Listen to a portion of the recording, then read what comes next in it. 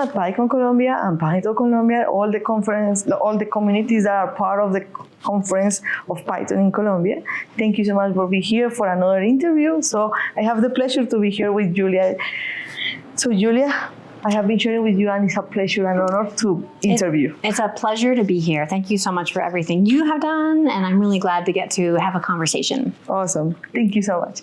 So can you share with the community a little bit about your background? I know that it's astrophysics, but they will be like, wow. So if you tell us a little bit more of that. Sure. So a very long time ago, I was an astrophysicist. That's my academic background, physics and then astronomy. And then kind of more a medium long time ago, I was a practicing data scientist who worked in organizations helping to write reports and build apps and train models and spend really hands-on data science practitioner.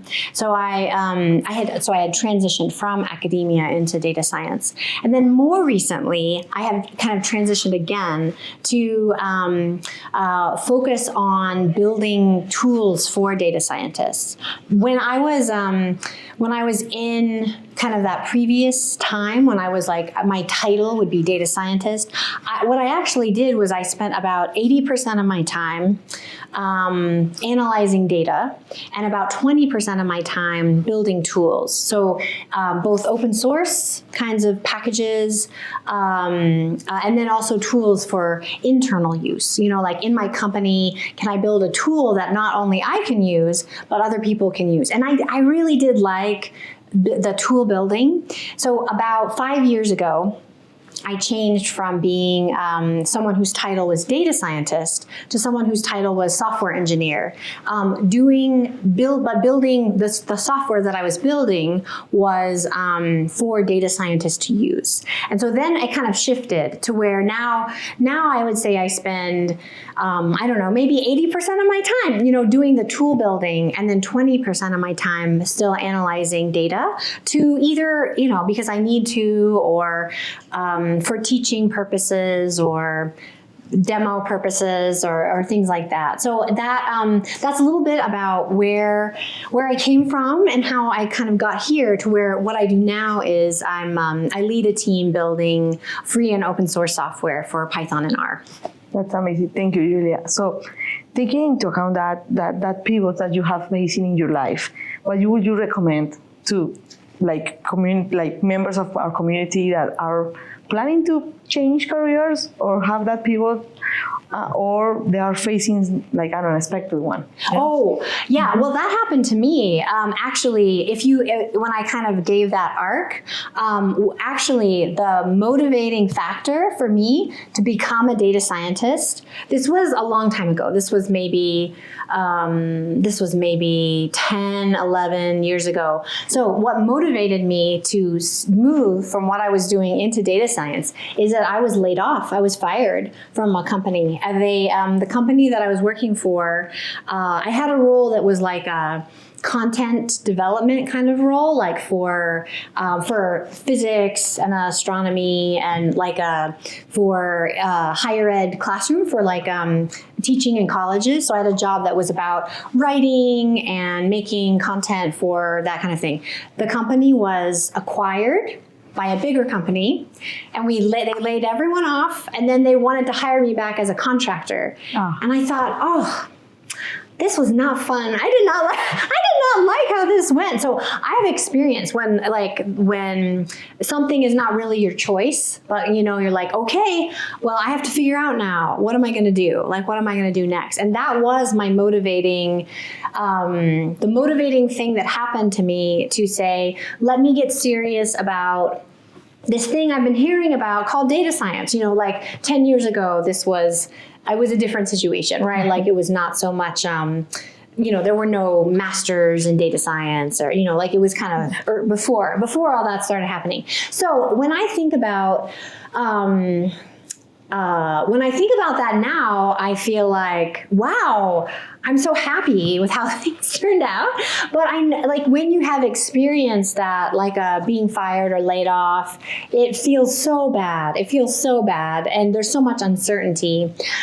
If I were to give advice for someone who is kind of at a transition, maybe not their choice kind of transition, I think it's good to get serious about what are your real skills. What actually do you have that's a bit unique? And what, like, to have an open mind about what's out there, that in terms of opportunities. So for me, that I had gone through so much school and had a PhD, and I was like, okay, what do I have that's unique? Like, I know how to deal with real world messy data, because I did that all through my time in research and academia, and I like to do very applied work. And so then I was looking around, okay, what can I do out there to try to take those things that are true and unique about me and kind of like find what that thing is. I guess another piece of advice is that like, these kinds of experiences are so common. Like, it's very common. Like, when you go and talk to people, it's very common for someone to have been laid off, or, like, to have in their career something like being laid off, because, and it is good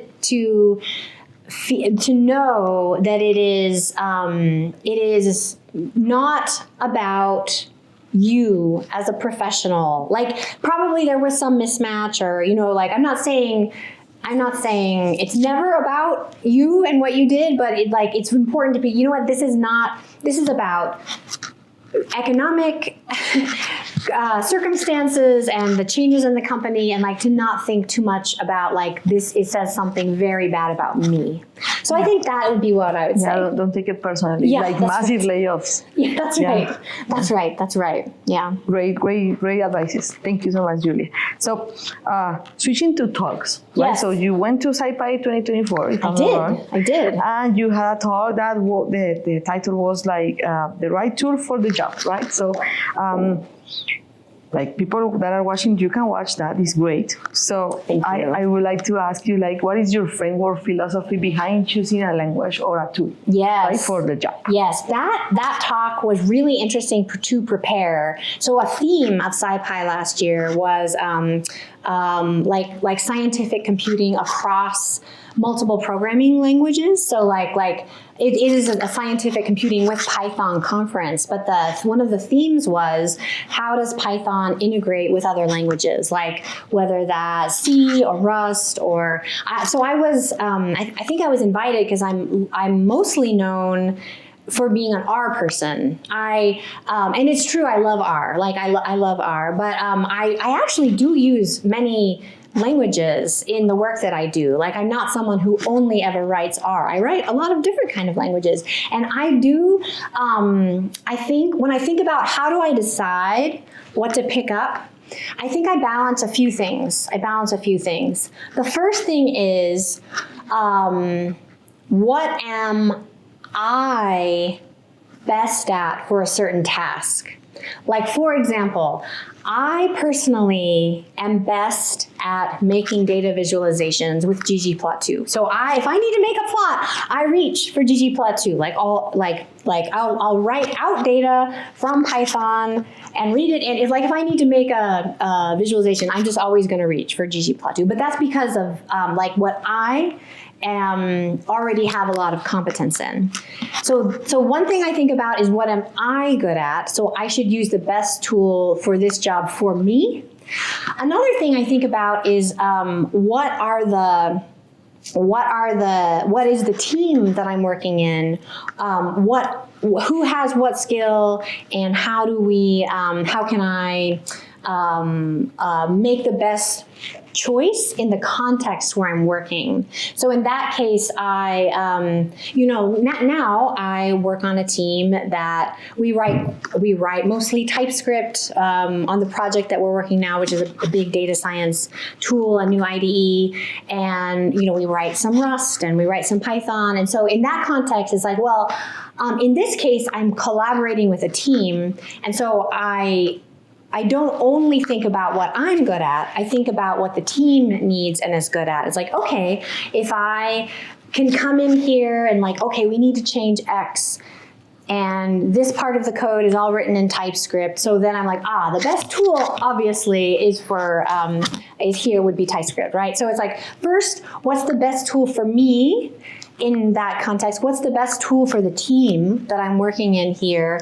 And then also I think what kinds of tools and norms and practices arise in different pockets, like I think I love to use Python example for like dealing with API calls, web scraping, because there's like a really nice set of tools that have arisen there. I really like, if I'm going to interact with like an LLM API, I like to use Python for that because there's some really nice sort of sets of tools that have grown up in that way. So the things that I think about are like my own experience and competence, a team situation, and then also kind of the community, like the ecosystem that has arisen in some area. Great. Thank you, Julia. Thank you so much. So talking about like tools, right? Like you have courses, you have books, right? So, and I can say, and also because of some friends, or some of my friends has read them and taking the courses, that you have like that spark to make a hard concept really accessible for everybody. So thank you for that. Well, that's a huge compliment. So thank you for saying that. Thank you to your friends. Like that's a very big compliment, and I value that someone saying that very much. Like I feel like that's a big success. Yeah. It really is. Like it's really valuable in this time that we are trying to learn new things and keep the pace of everything that is happening. Yeah. So since you have that spark, I have two questions that are similar. Okay, yeah. Like where the people that is watching this interview can find your resources, and what do you think about like the education around data, like that analytics and like data science needs to evolve in this time, in this era that we are living in. Yeah. Well, so folks can find, if folks want to find like books to maybe read, I do have those links off from, first of all, my website is my name, juliasilge.com. So people can go there to find links to books, interactive courses, video, like screencasts on YouTube, things to watch. So that would be the place to find some of these kinds of materials and resources, blog posts, things like that. I think it's a great question. I'm assuming you're kind of talking about in the era of LLMs, in the like time of AI code assistants, like what do people need to learn how to deal with data? And I'll give you my kind of what I think right now. I don't have maybe the confidence in what I think now than maybe I did 2 years ago. I'm like, I don't know, actually, how are things going to change? Maybe I will be surprised. I think that there are, I am a huge believer in people learning by doing small things, like by doing the small sort of project or a small, like to learn how to do something. I think it's a mistake for people to think like they have to learn everything about some field and I have to have a total understanding before I can start to do something. I think that the way to learn is by to do a small experiment and that you are interested in, something that you are actually interested in, like a small, and then to grow that, and then to say, okay, now I'll do a next thing. So I still think that learning by doing, specifically start with something like a small bite, a small chunk, a small piece, to then that you are much more effective. You are much more able to remember or to gain practical experience by doing that. I think that the intersection of how does learning intersect with LLMs is a really big topic. And I think that some things are going to change. For example, one thing that I think is going to change is like, how difficult is it if you have competence in one language, how difficult is it actually to transition to another language? Because one thing I think the LLMs are very good at is if you say something in one programming language, it can tell you how to do something similar in another language. So that's an area I think is going to change with the easily accessible LLM code assistance kind of tools. I think that the baseline computational knowledge, I'm skeptical that that is going to change. I think that the way you gain that knowledge is by doing. And yeah, I have no problem with, I think people using, these code assistance kind of tools to generate code and then to run it. I think that's no problem. But I think that to be able to evaluate the code that gets generated and to understand what it's doing, I don't think those skills are going away. I think the ability to understand what code is doing, the ability to evaluate and review and edit code maybe is more important now than it has ever been, right? And so I think my belief is that some things about learning are going to change. And I would put maybe going from one language to another language in that category.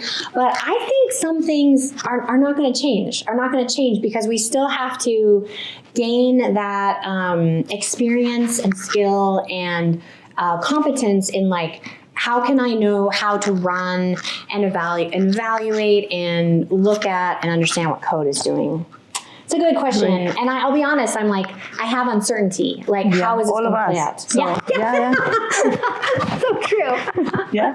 So we are in this together. Yeah. Awesome. So, switching a little bit to communities. Right? Yes. You have been part of Our Ladies and also Tidy Test and more things. So, can you share a little bit from your ingredients for this recipe of building community? Great. That's a great question. I am an organizer of a local meetup in my own city, actually, and then have been involved with bigger communities and that are more even global, even global kinds of communities. I think that something that I notice makes a difference is a sense that when I bring my time, my knowledge, my energy, it comes and it really multiplies. But I do have to bring myself. I have to bring myself and my what I know now and what I'm interested in. And it takes energy and effort. I mean, I know you're very familiar. You've been spending so much effort and work on this conference, right? It's so much work. It's so, we know. Yeah. It's so much work. And so you come and you bring that, but then you also then everyone else does that to some level too. And then what you have there together is multiplied. And I mean, this is kind of, I don't know about this analogy or what you'll think about this analogy, but it's like building friendships, really, because, in your non-data science life, you're I went to work and I'm tired, and yes, I was gonna go to dinner with my friend, but I'm very tired, and I'm I can't come tonight. It's I'm just gonna stay home and scroll on my phone and eat at home, and it feels easier, and it feels more relaxing maybe, and it's so easy. It's so easy to say not tonight. I'm not going to come and meet you. But it's if you do go and to have the dinner with the friend, yes, you maybe had to put your shoes back on and put, maybe you decided to put lipstick back on, or you're oh, okay, I'm going to do it. I'm going to go out. I'm going to see this friend. But that friend has done it too. And then together you build in with each other. And I think that the ingredients, it's it really does takes energy and effort. But then when you're there, it's like the other person also brought their energy and effort. And then it's like, instead of both of you having less, both of you have more. Both of you have more. And when I think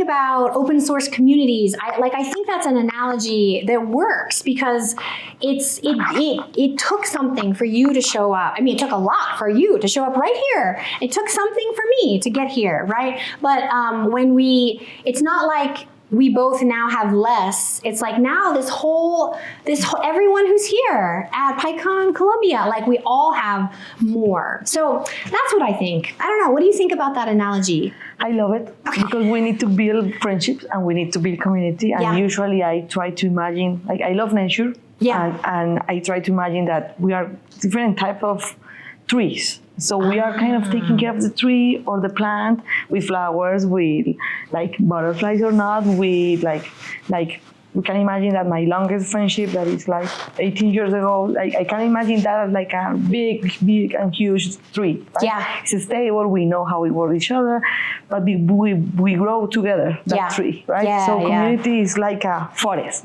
You know, like many things are happening there, growing there.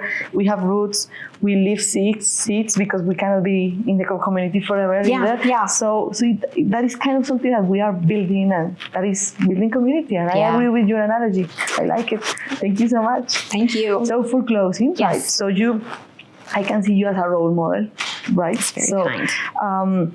I would like you to share with more girls and women that may see this interview, because you have been loud, vocal advocate for women in data science. Yeah. Like, what would you recommend to them? Like, what would be a message for them to keep pursuing that leadership and to be leaders and to be part of data science area and keep doing work with this technology? Yeah. So I'm going to say something kind of specific,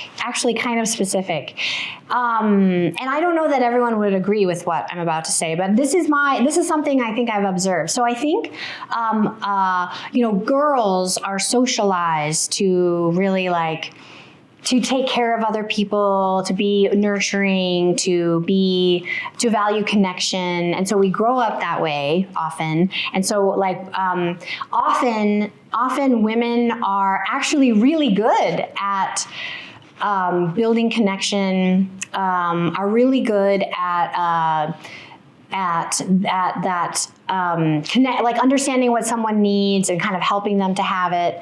And how that can play out in technical careers is that if you're going to get really concrete, often women are identified as ooh, that person would be so good as a manager. That person would be so good. She's so good with people.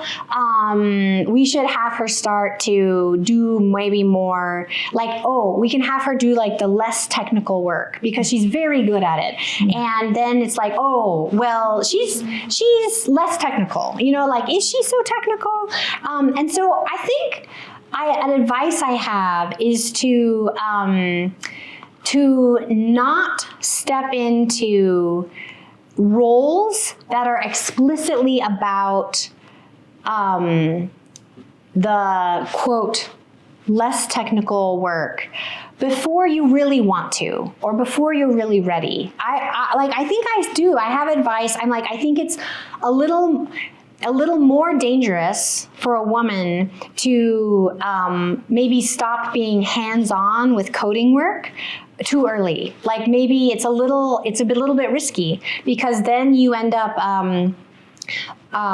spending more of your time doing maybe organizational work. Management work. Yes. You would end up spending more time on that. And then in the long term, it can be a little limiting to your career options. Now, I think that work is super valuable. I'm not saying it's not important work, but I think if I had advice for especially early career women, it would be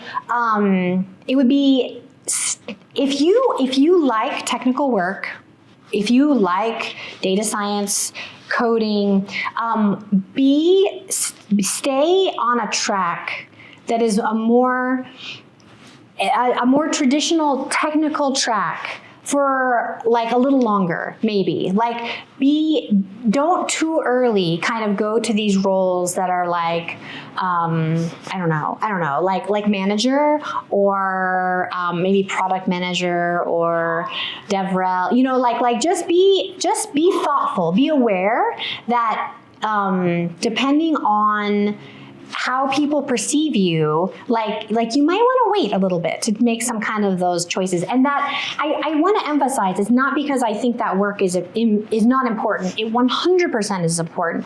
We have to have people doing DevRel. We have to have people who are the managers of our teams. You know, I am now a manager, right? But I actually was nervous about stepping into this, like, oh, she's less technical kind of roles because of what it means for the long term. Like, I think it can it can limit your long-term options by going out of the technical role too early. So I know that's very concrete, kind of like specific kind of career advice, but I base this on, I feel like, what I observe happen. And it is true that you end up, people who are like raised as girls and then now young women or adult women, like we tend to be very good at some of these skills. And so people are like, come do this thing. And it's like, well, maybe wait a few years. So, because I do think that it's really exciting to see women step into roles that are really aligned with their interests. And I just want people, like, I want men and women, but including women. Like, I want women to be able to see roles that they have as like the fit for them, you know, as like, yes, this is what I want to be doing. And so keeping your options open, I think, can be a really good idea. Thank you, Julia. Thank you so much. Thank you so much. I really appreciate your time. Thank you for being here. Thank you for sharing all of these advices. And yeah, it was an honor to interview. It's a pleasure to speak with you as well. Thank you so much. Thank you. See you in the next one. Okay. It is warm.